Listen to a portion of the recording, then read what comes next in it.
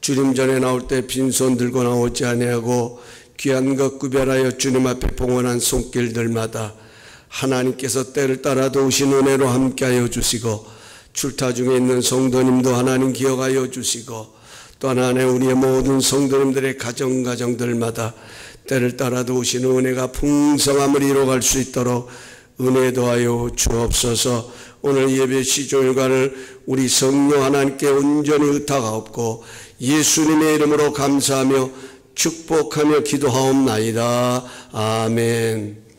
오늘 본문은 아람 군대 장관 나만의 이야기입니다. 여기 아람은 지금의 시리아 땅을 일컫고 있습니다. 지금도 시리아와 이스라엘은 적대 관계에 있듯이 당시에도 아람은 이스라엘을 괴롭히고 공격했던 적대국입니다. 이런 적대국인 아람 왕이 이스라엘 왕에게 편지를 씁니다. 자기 충신이고 자기에게 없어서는 안 되는 나만을 왕에게 보내니 그의 나병을 고쳐달라는 간청의 편지였습니다. 우리가 잘 아는 것처럼 열왕기상, 열왕기하는 왕들의 이야기를 기록한 책입니다. 이런 왕들의 행적 속에 군대 장관 나만의 이름이 거론되고 있다는 것은 아랍 왕에게 나만이 얼마나 소중하고 존귀한 존재였는지를 잘 나타내고 있는 것입니다. 하지만 나만에게는 드러내기, 누구에게도 보이고 싶지 않은 힘들고 고통스러운 연약함이 있었습니다. 바로 문둥병이라고 하는 나병이었습니다.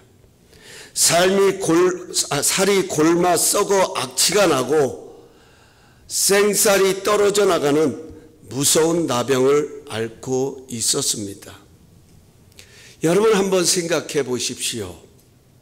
한 나라의 군대를 통솔하는 최고의 사령관이 몹쓸 병에 걸려 있다면 적에게 알려지지 않도록 최대한 보안을 유지해야 할 것입니다.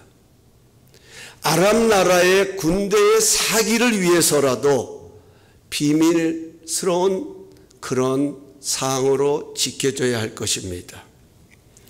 우리나라에서 가장 존경받는 인물이 누구냐 이렇게 물어보면 많은 대다수가 이순신 장군을 꼽는다고 합니다. 12척의 배로 일본군의 133척의 배를 무찌른 그 엄청난 업적을 세운 장군으로 유명합니다. 저는 본문에 아랍 왕과 나만을 보면서 이순신 장군이 노랑해전에서 적의 화살을 맞아 죽어가면서 남겼던 명언이 떠올랐습니다. 나의 죽음을 적에게 알리지 말라는 명령이었습니다. 왜 이런 말을 했을까요? 그것은 이것이 알려지면 오히려 적들의 사기를 복돋아주는 결과를 만들 수 있기 때문에 그렇게 명령한 것입니다. 하지만 아랍 왕은 자신의 주적인 이스라엘 왕에게 자신의 가장 소중한 충신의 목숨을 맡기면서 그의 병을 고쳐달라고 간청하고 있는 것입니다. 얼마나 위험한 도전입니까? 아니 얼마나 다급했으면 이렇게까지 모험을 했을까요? 아무리 위대한 장군이라 할지라도 나병의 문제가 고침받지 못하면 이미 죽어가고 있는 목숨이나 다름이 없었기 때문입니다. 나병이 고침받지 못하면 그 위대함도 그 능력도 아무런 의미를 갖지 못하기 때문입니다. 고침받는 것이 최우선이었기에 혹시 펜이 있으신 분들은 저를 따라서 여러분의 성경에 한번 줄을 치셨으면 좋겠습니다. 6절에 가서 보면 고쳐주소서라는 단어가 나옵니다. 그 단어에 밑줄을 그으십시오. 그리고 14절에 가서 보면 끝머리에 깨끗하게 되었더라. 여기에 또한 밑줄을 그으십시오. 고쳐주소서라는 간청함에서 깨끗하게 되었다라는 이 결론이 나기까지 그 안에 도대체 어떤 일이 있었는지 함께 나누면서 오늘 우리에게 필요한 결심이 무엇인지, 오늘 우리가 가져야 할 결단이 어떤 것인지를 함께 생각해 보려고 합니다. 첫 번째로 문둥병 나만에게는 복음 전하는 어린 종이 있었습니다.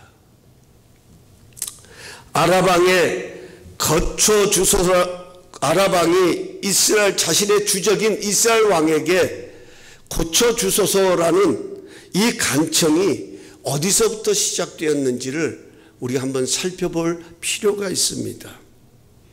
오늘 성경에 가서 보면 그는 나병 환자였더라라고 소개를 하면서 나만의 집에는 이스라엘에서 잡아온 어린 소녀가 있었다 이렇게 소개합니다. 여기 어리다라는 말은 미숙하다라는 뜻을 담고 있습니다. 포로로 잡혀온 미숙한 소녀이지만 아무것도 할 수 없는 그런 소녀였지만 문둥병으로 고통을 겪는 주인을 보니 사마리아에 있는 선지자가 떠올랐습니다. 저는 이 장면을 보면서 문득 이런 생각이 제 안에 자리 잡았습니다. 이 미숙한 소녀가, 이스라엘에서 잡혀온 이 어린 소녀가 처음으로 포로로 잡혀와서 자기의 집 주인을 만났을 때에 그 주인의 첫 인상이 어땠을까 하는 그런 궁금증이 제 안에 자리 잡았어요. 여러분, 우리도 누군가를 만나면 그 첫 이미지가 참 중요하지 않습니까? 그런데 자기 주인은 보통 사람이 아니었습니다. 평범한 사람이 아니었습니다. 왕의 총애를 받고 존경을 받는 그런 능력 있는 주인이었습니다. 그러니 이런 주인이 이 어린 소녀에게는 얼마나 큰 사람으로 보였겠습니까? 함부로 할 수 없는 사람입니다. 감히 쉽게 고개도 들을 수 없는 그러한 엄청난 존재로 보였을 것입니다. 그런데 그런 능력자가 자신의 병도 해결하지 못해 아파하고 신음하는 것입니다. 능력자의 신음 소리를 들으면서 아마도 이런 생각이 자리했을 것입니다. 능력 있다고 다 완벽한 것은 아니구나. 능력 있다고 다 모든 것을 해결할 수 있는 것은 아니구나. 저런 능력자에게도 자기의 능력으로 해결할 수 없는 것이 있구나. 그러니 얼마나 더 고통스러울까. 여러분 느껴지세요? 무능력하면요 아예 그런가 보다 그러고 살아가요. 그런데 내가 보는 내가 정말로 능력자인데도 그 능력으로 해결할 수 없는 문제가 있으니까 더 힘든 거예요. 더 고통스러운 거예요. 더 아픈 거예요. 더 괴로운 거예요. 아마 그 나만의 고통이 이 소녀는 느껴졌을 것 같아요. 그래서 이 소녀는 사마리아 땅에 있는 엘리사를 생각한 것입니다. 주인을 사랑해서가 아닙니다. 어찌 보면 불쌍해서입니다. 능력이 있음에도 불구하고 자기 병 하나 고치지 못한, 그러면서도 그 능력을 자랑하고 있는 그 나만의 모습이, 자기 주인의 모습이 불쌍했는지도 모르겠습니다. 그래서 이 소녀는 사마리아에 있는 엘리사 선지자를 생각한 거예요. 그리고 자기 여주인에게 스스럼 없이 우리 주인이 저기 사마리아에 있는 선지자를 만나보시면 좋겠습니다. 그는 능히 고칠 수 있을 것입니다. 이렇게 말하고 있는 것입니다. 여러분, 뭐가 복음입니까? 뭐가 복음이에요? 복음은 그 말 그대로 굿뉴스입니다. 굿뉴스. 죽어가는 사람에게 당신은 살 길이 있습니다. 이게 복음이지요. 갇혀 있는 자에게 당신은 그 갇힌 상황에서 벗어날 수 있습니다. 이것이 복음입니다. 죄로 말미암아 멸망 가운데 살아가는 인생들을 향하여 당신은 구원함을 얻을 수 있습니다. 이게 복음입니다. 로마서 1장 17절은 이렇게 말씀하고 있습니다. 우리 함께 한 목소리로 봉독할까요? 여기 화면에 띄어집니다. 시작. 복음에는 하나님의 의가 나타나서 믿음으로 믿음에 이르게 하나니 기록된 바 오직 의인은 믿음으로 말미암아 살리라 함과 같으니라. 아멘. 여기 가서 보면 복음에는 하나님의 의가 나타난다 그래요. 여기 하나님의 의라는 이 의는 곧 하나님의 올바른 의지를 말합니다. 영어 NIV 성경 그 밑에 보시면 하나님의 올바른 의지, 올바른 판단, 올바른 뜻. 복음에는 이런 하나님의 올바른 의지가 담겨 있다 하는 겁니다. 그래서 이 복음은요, 믿음으로 믿음에 이르게 한다. 이 말은 복음을 들으면 믿음이 생기는 거예요. 들으면 들을수록 이 믿음이 더 강렬한 믿음의 자리로 나가게 한다 하는 겁니다. 이게 복음의 능력이다 하는 것입니다. 참으로 놀라운 것은 이 미숙한 소녀가 전한 이 복음이요, 이들에게 들렸다는 거예요. 다시 말하면 믿어졌다라는 겁니다. 누가 전한 게요? 미숙한 소녀. 자신이 이스라엘에서 붙잡아 온 그 어린 소녀, 여종이 포로가 말한 이 말이 믿어졌다라는 거예요. 여러분, 신문적으로 이야기한다면, 요즘 말로 말하면 나보다 별 볼 일 없고 참 하찮은 사람이 내 연약함을 보고 이야기한다면 자존심 상하지 않아요? 지나 잘하지, 지 주제에 무슨 나의 일에 간섭한다고 이렇게 하냐고 이야기하잖아요. 얼마든지 무시할 수 있는 소녀의 이야기인데도 이 소녀가 전하는 말이 믿음으로 자리한 것입니다. 이것을 우리는 은혜라고 말합니다. 은혜는요, 내 능력이 아니잖아요. 은혜는 하나님의 선물이잖아요. 주님은 이 소녀가 전하는 복음을 통해 나만 가운데 믿음으로 함께 하셨다 하는 거예요. 다시 말하면 이 나만의 문둥병을 통하여서 하나님이 어떤 분이신지를 드러내시기를 원하셔서 어떤 소녀냐면 아주 미숙한 소녀, 그가 전하는 복음을 통해서 믿음으로 그 가운데 함께 하셨다 하는 거예요. 믿음을 주셨다. 그래서 히브리서 기자가 말이죠. 믿음의 주여 온전케 하시는 이인 예수를 바라보자. 이게 히브리서 12장의 말씀이에요. 1절에. 여기 믿음의 주라는 건 뭐냐면 믿음의 주인이라는 거예요. 그러니까 믿음이라는 것도 내가 갖고 싶었다 해서 갖는 것도 아니고 신앙생활 오래됐다고 해서 믿음이 좋은 게 아니에요. 믿음은 주님이 주시는 거예요. 주님이. 믿음의 주인은 주님이시기 때문에. 그러니까요, 보세요. 이 어린 소녀의 말을 들었던 나아만. 처음에는 나아만의 부인이 이 소식을 듣고서는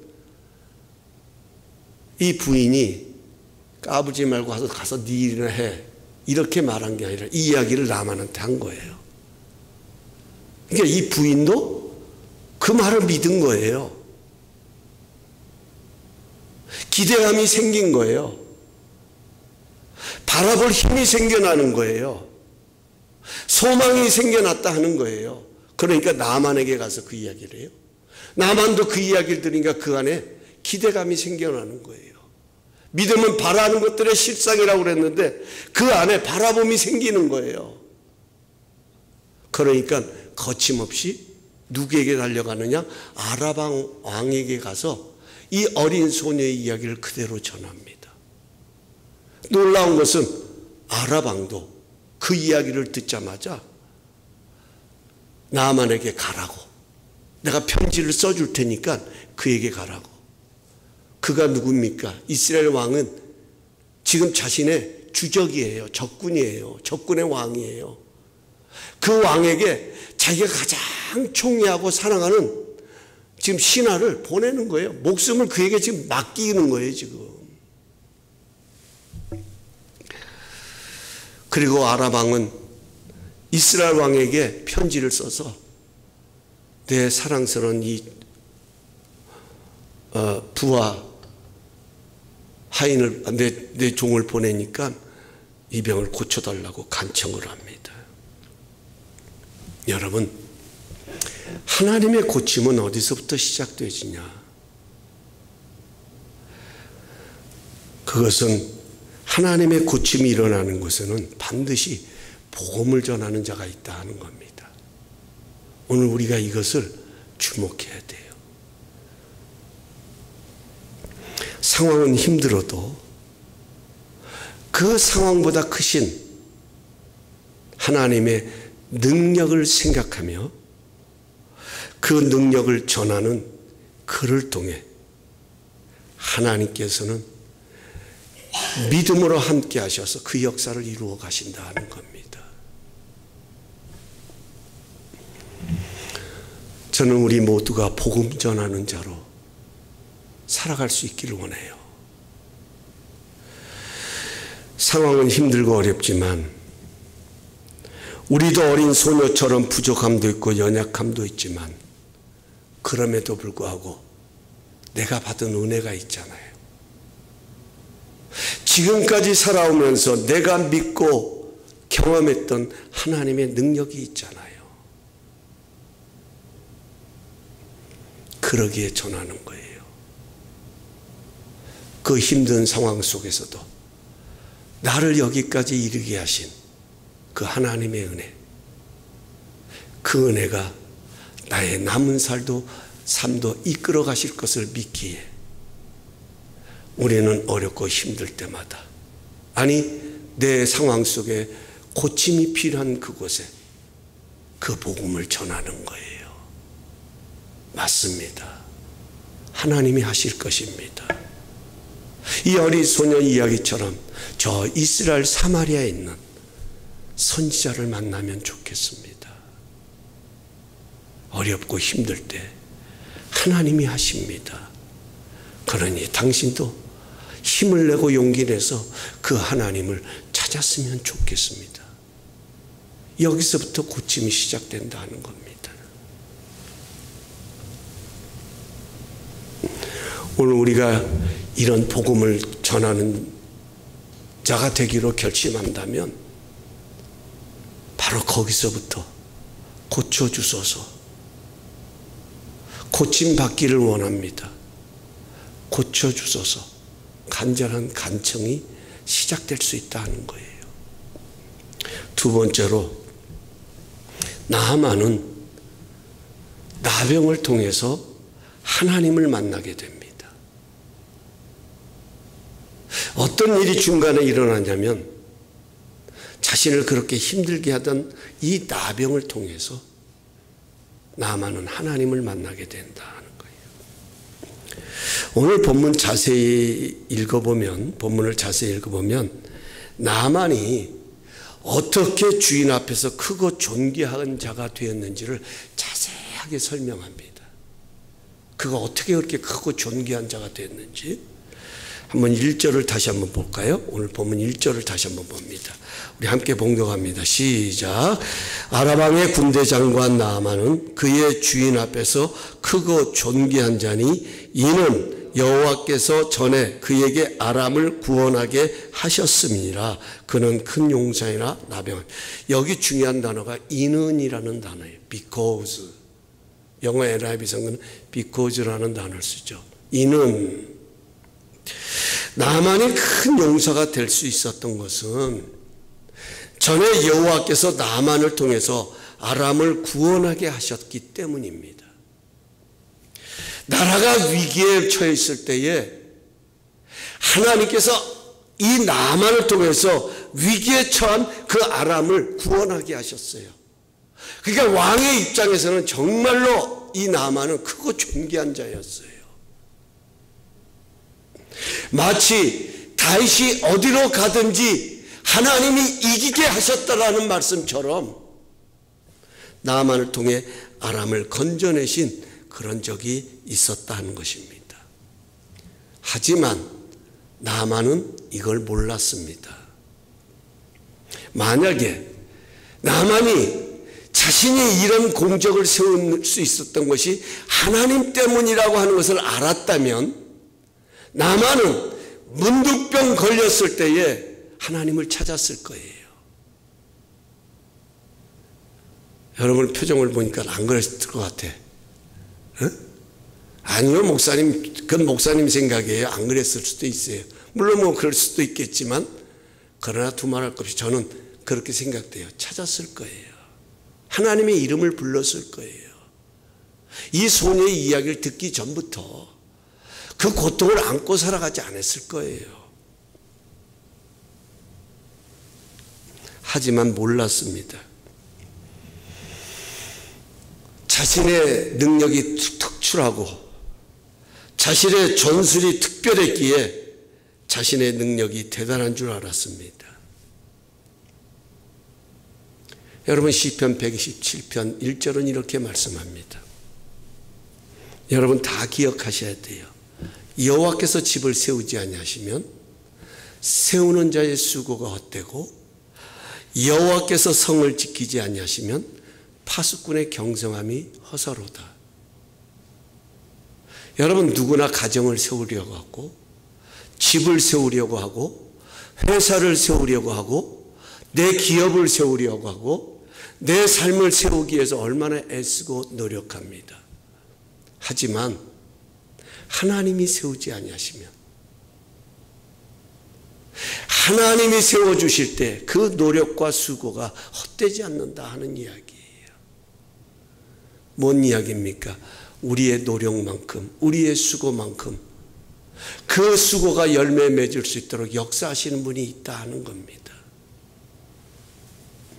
노력한다고 다 되는 것 아닙니다.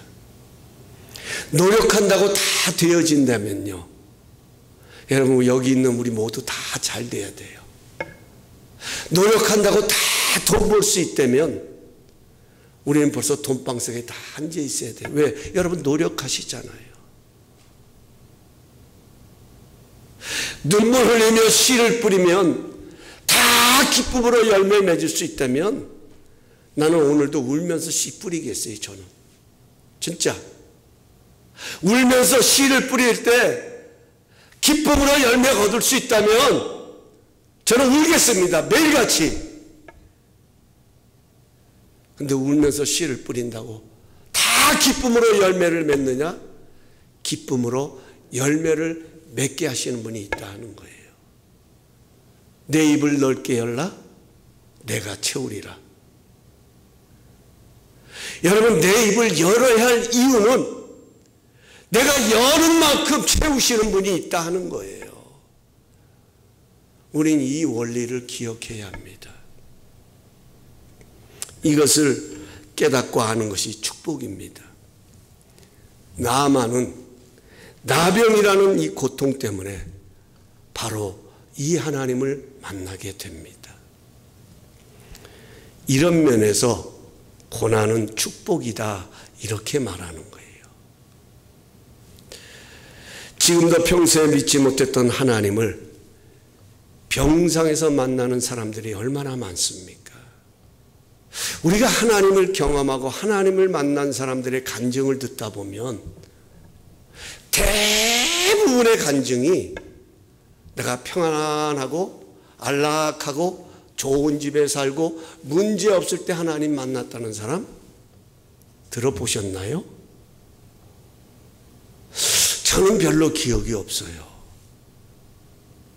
목사님들도요, 가끔 목사님들의 간증을 들어보고 목사님들의 이야기를 들어보면 그 목사님들이 살아계신 하나님을 깊이 만난 때가 언제냐면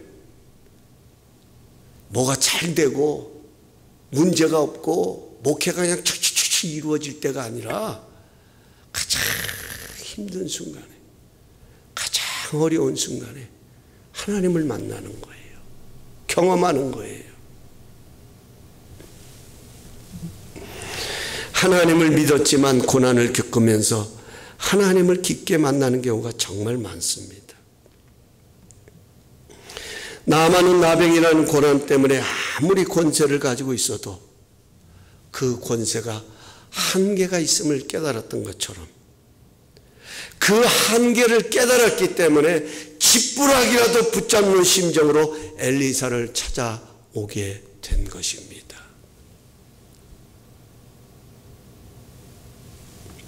사랑하는 성도 여러분, 지금 우리에게 고침받아야 하는 그 고난이 있다면 분명한 것 한 가지는 그 고난 때문에 우리는 하나님을 더 깊이 만나게 된다는 것을 믿으시기 바랍니다. 오늘 주보에 기재된 것처럼 마지막 부분에 그렇게 써 있죠. 하나님의 은혜는 우리의 연단을 뒤쫓아오고 있습니다. 마치 우리는 연단을 당할 때는 아무것도 없는 것 같고 하나님도 멀리 계신 것 같지만 하나님의 은혜는 그 연단을 뒤쫓아서 우리가 연단받는 그곳을 향하여 오고 있다. 이렇게 쓰고 있잖아요. 제가 지난주 만나교회 김병삼 목사님의 설교를 듣는데 그분의 설교 가운데 이런 말이 제게 참 깊이 감동으로 다가왔습니다. 참 용기로 들렸습니다. 그분이 이런 말을 해요. 하나님이 쓰신 사람에게는 늘 숨겨진 시간이 있는 것 같다. 숨겨진 시간이 있는 것 같습니다. 그러면서 이분이 엘리야 이야기를 합니다. 엘리야가 아합에게 가서 이스라엘 땅에 3년 반 동안 비가 오지 않을 것입니다. 가뭄이 찾아와서 흉년이 들 것입니다. 여러분 이게 복음입니까? 아니면 정말 재앙에 대한 염장을 지르는 이야기 아니에요? 왕 입장에서는. 이거는 목숨 내놓고 하는 이야기예요. 근데 하나님께서 엘리야에게 너는 가서 아합에게 이 사실을 전하라고 말합니다. 그러자 엘리야는 가서 3년 동안 비가 오지 않을 것이라고 가뭄이 찾아올 것이라고 담대히 선포했습니다. 여러분 이 정도 용맹이라면 이 정도 열심이 있다면 하나님이 계속해서 엘리야를 사용해 가시면 되잖아요. 왜냐하면 어차피 엘리야는 하나님의 능력에 붙들려서 하나님의 일을 감당하고 있으니까 하나님이 사용하시면 돼요. 그런데 그 말을 선포하자마자 하나님은 엘리야로 하여금 너는 저 그리시네가로 가서 내 몸을 숨겨라. 도망가라는 거예요. 숨기래요.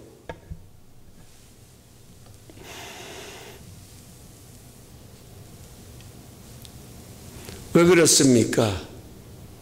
그 숨김에 숨겨진 시간을 통해서 엘리야는 또 다른 하나님의 은혜를 경험하는데 아마 그리시네가로 내려가면서도 엘리야는 궁금했을 거예요. 왜 하나님께서 나를 저 그리시네가로 가서 피신하라고 도망하라고 몸을 숨기라고 말씀하실까 궁금했을 거예요. 근데 그가 거기서 뭘 경험합니까?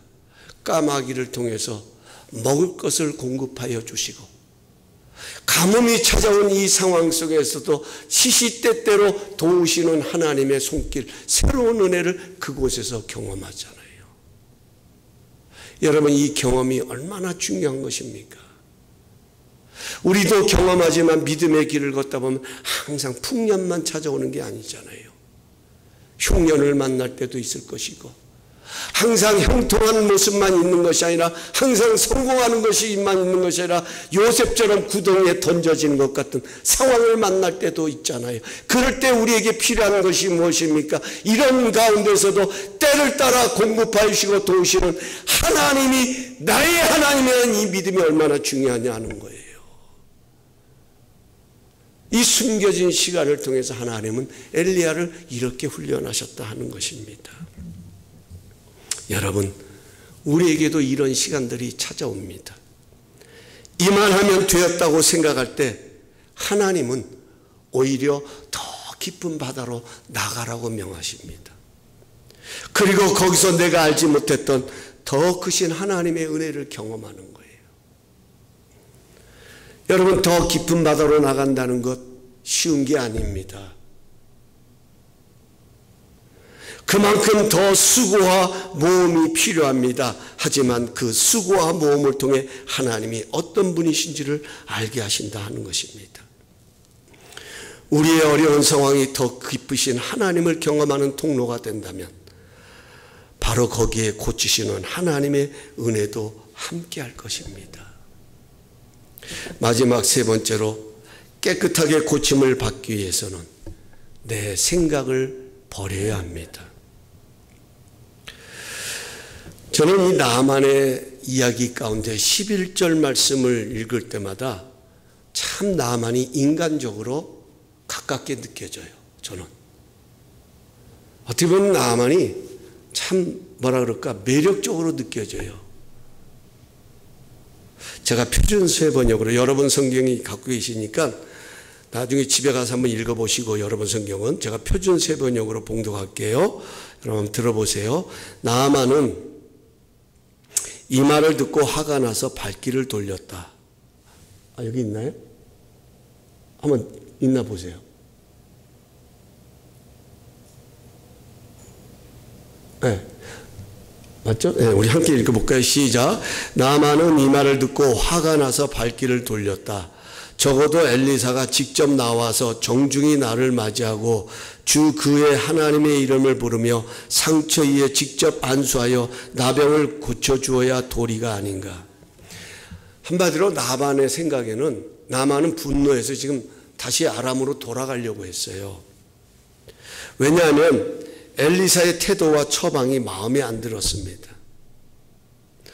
자신이 생각하기에는 그래도 내가 아람 군대의 최고 사령관인데, 한때 이스라엘을 공격해서 대승을 거두었던 장군인데, 이런 장군이 지금 나병 때문에 적군의 선지자를 찾아온 것도 지금 정말 내 자존심이 솔직히 허락하지 않는데,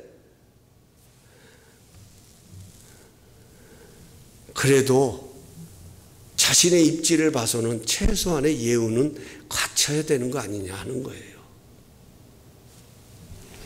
먼 길을 온 만큼 엘리사가 나와서 다른 것은 몰라도 자신의 머리에 손을 얹고 뜨겁게 안수 기도를 하든지 아니면 하나님의 이름을 부르면서 자신의 병이 낫기를 위하여 어떻게 해야 되는 것 아니냐 하는 것입니다. 이것이 나만의 생각이었어요. 엘리사를 찾아올 때에 나만이 갖고 있었던 생각이었다는 것입니다. 그런데 얼굴 코빼기도 비추지 아니하고 겨우 엘리사 그 종을 내보내가지고 한다는 말이, 우리 주인이 그러는데요, 저 요단강물에 가서 7번 몸을 담그시래요. 그러면 깨끗해질 것이랍니다.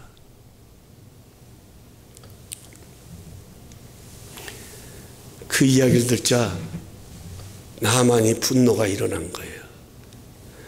아니, 이렇게 해서 고칠 것 같으면 우리 아람 나라에는 이 요단강보다도 깨끗한 다메섹강 아바나와 바르바르 있지 않냐. 차라리 거기서 씻어라. 이렇게 강물에 가서 씻어서 나을 것 같으면 그냥 여기 올 필요도 없고 거기 가서 그냥 씻어라.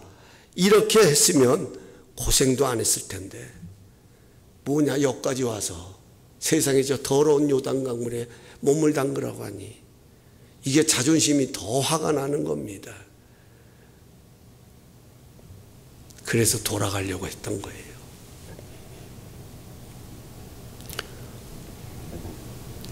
제가 나만이 참 친근감 있게 느껴지는 게 바로 이 장면이에요.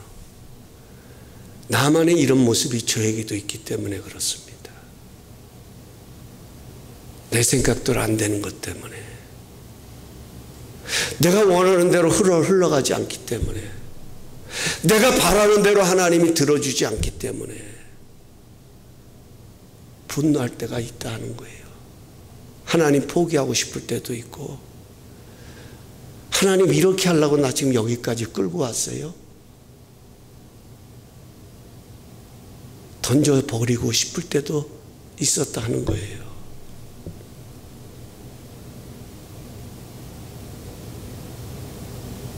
그런데 여러분, 만약 나만이 내 생각대로 안 된 분노 때문에 돌아갔다면, 아람으로 돌아갔다면 어떻게 됐겠습니까? 아, 이 생각만 하면 가슴을 쓸어내리게 돼요.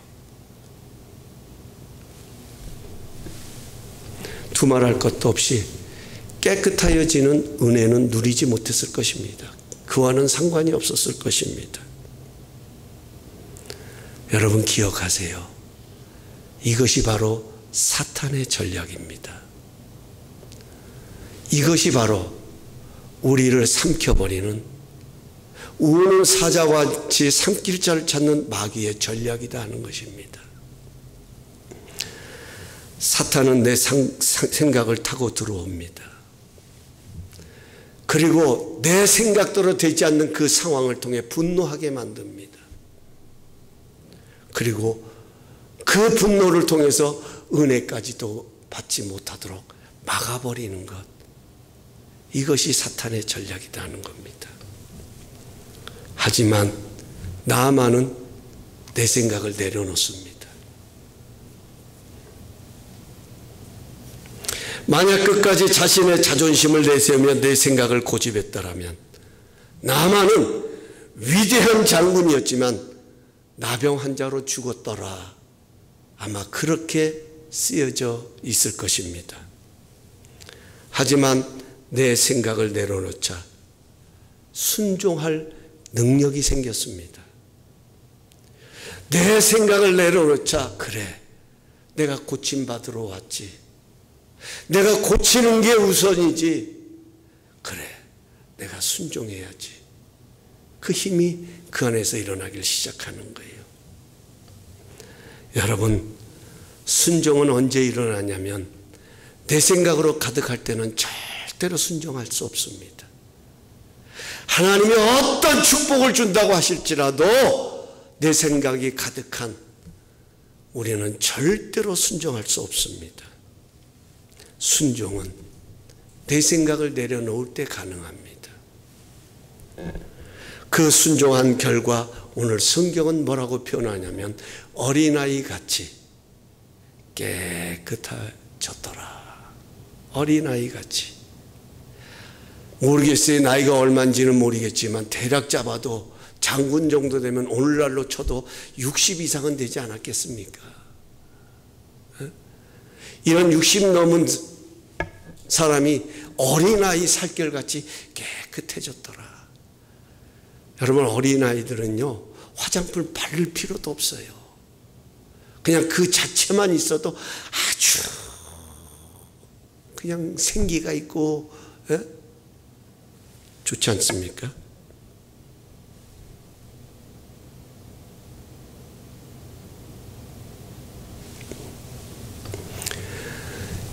요단강이 깨끗해서 고침받은 게 아니에요. 요단강에 담궜기 때문이 아니라 나만의 말처럼 다메섹 강에 몸을 담갔어도 역사는 일어날 수 있어요. 그것이 하나님의 뜻이라면. 내 생각을 내놓고 주님의 명령을 품고 순종하는 그 능력이 나만을 깨끗하게 고치게 된 것입니다. 저는 이 장면을 보면서 제 자신을 돌아보았어요. 제가 목회를 하면서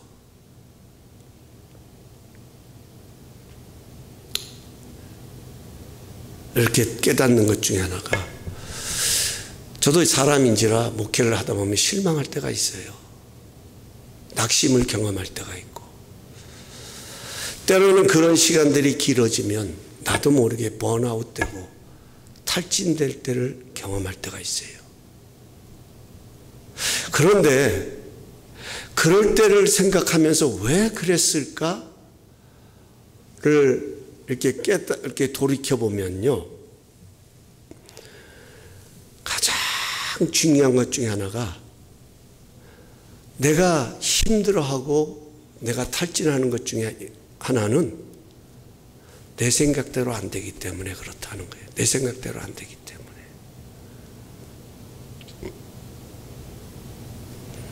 바로 다시 바꿔서 말하면 내 생각이 하나님같이 자리하고 있는 거예요.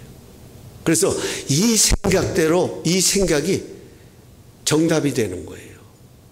이 생각대로 방향이 가야 되고, 이 생각대로 내 가는 길이 열려야 되고, 이 생각대로 내 모든 상황들이 보여져야, 아, 이게 하나님이 나와 함께 하신다, 뭐 이런 식으로 해석을 하고 자기 마음대로 해석을 하죠. 내 생각대로 안 되면 분노하기도 하고 자신을 비하하기도 하고 내가 한들 뭐해 절망하고 낙심하기도 하고 무기력증에 빠지기도 하고. 그런데 여러분, 오늘 이 모습을 보면서 꼭 기억해야 할 것은요, 신앙생활은 도대체 신앙생활이 뭐냐 하는 거죠. 이 어렵고 힘든 상황 가운데서도 우리가 믿음을 지키고 이 신앙의 길을 걸어가는 이유가 뭐냐. 신앙생활은 내 생각을 내려놓고 주님의 생각을 품어가는 것입니다. 이게 신앙생활이에요. 이 세상을 살다 보면 얼마나 많은 내 생각들이 자리 잡습니까? 밀려 들어옵니다. 그런데 믿음의 길은 그 생각을 내려놓고 주님의 생각, 주님의 마음을 품어가기에 힘쓰는 것이다. 어떻게 주님의 생각을 품을 수 있는지는 이제 다음 주일 마지막 시리즈로, 위대한 결심 시리즈 마지막으로 나누게 될 것입니다. 결론적으로 오늘 이 나만의 순종을 통하여서 우리가 두 가지 진리만 깨달았으면 좋겠어요. 우리의 가슴에 새기고 이 자리를 떠났으면 좋겠어요. 첫 번째로, 신앙생활은 내 생각을 내려놓는 것이다. 내 생각을 내려놓는 것이다. 내 생각을 고집하면 할수록 마귀는 그 생각을 통해 자기 생각으로 꽉 차게 만들고 교만하게 만들어 버린다는 거예요. 그러니까 교만하고 싶어서 교만해지는 사람 없어요. 내 것으로 가득 차 있기 때문에 교만에 빠지게 된다는 겁니다. 마귀는 영물이기 때문에 누구보다 이것을 잘 알고 있기 때문에 그 생각을 틈타고 들어와서 자기 생각을 가득하게 해서 마치 그것이 하나님의 생각인 것처럼 착각하게 만들어서 자기 것으로 꽉 차게 만든다는 것이. 여러분, 가룟 유다가 왜 예수를 팔았어요? 가룟 유다는요, 예수님의 살림을 맡았던 제자예요. 오늘날로 교회로 말하면 재정을 담당했던 사람이에요. 재정은 아무에게나 맡기지 않습니다. 성실하고 신뢰감 가고 깨끗하고 정직해 재정을 맡기죠. 네. 그냥 해프고 막 쓰고 이런 분들은 어떻게 재정을 맡기겠어요? 가룟 유다가 그런 사람인데 어떻게 그런 가룟 유다가 예수를 팔았냐 하는 거예요. 성경은 뭐라고 말하냐면 마귀가 예수를 팔 생각을 넣었더라, 이렇게 기록하고 있어요. 그러니까 가룟 유다가 말없이 주님을 섬기면서도 그 생각이 있었던 거예요. 그의 판단이 있었던 거예요. 그의 잣대가 있었고 그의 기준이 있었던 거예요. 마귀는 바로 그 생각을 틈타고 들어와서 예수를 팔 생각을 집어넣어 버린 거예요. 또 하나 우리가 나아만을 통해 꼭 기억해야 할 중요한 축복의 원리는 바로 뭐냐면, 내 생각을 고집하면 내 이야기로 끝납니다.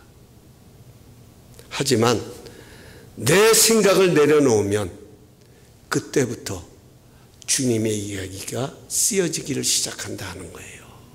이게 오늘 지금 나만이 우리에게 보여주고 있는 거예요. 내 생각에는 이랬던 나만이 자기의 생각을 내려놓고 주님의 말씀에 순종하자, 그때부터는 나병 환자였더라고 하는 그의 이야기 속에 그가 깨끗하여졌더라고 하는 하나님의 이야기가 쓰여져 가기를 시작했다 하는 겁니다. 신앙생활은 내 생각을 내려놓고 주님의 생각을 품고 따르는 것입니다. 그럴 때 깨끗하게 하시는 주님의 은혜를 입게 되는 것입니다. 아무쪼록 우리 모두 복음 전하는 자로, 어려움을 통해 하나님을 만나는 자로, 내 생각을 내려놓고 주님의 뜻에 순종하는 자로 깨끗하게 고침받는 하나님의 간증자들이 되기로 결심하며 이 자리를 떠날 수 있는 우리 모두가 될 수 있기를 간절히 소망합니다. 우리 다 함께 그 자리에 일어나셔서 은혜로다 은혜로다 우리 찬양 드리고 하심하여 기도하는 시간 갖겠습니다.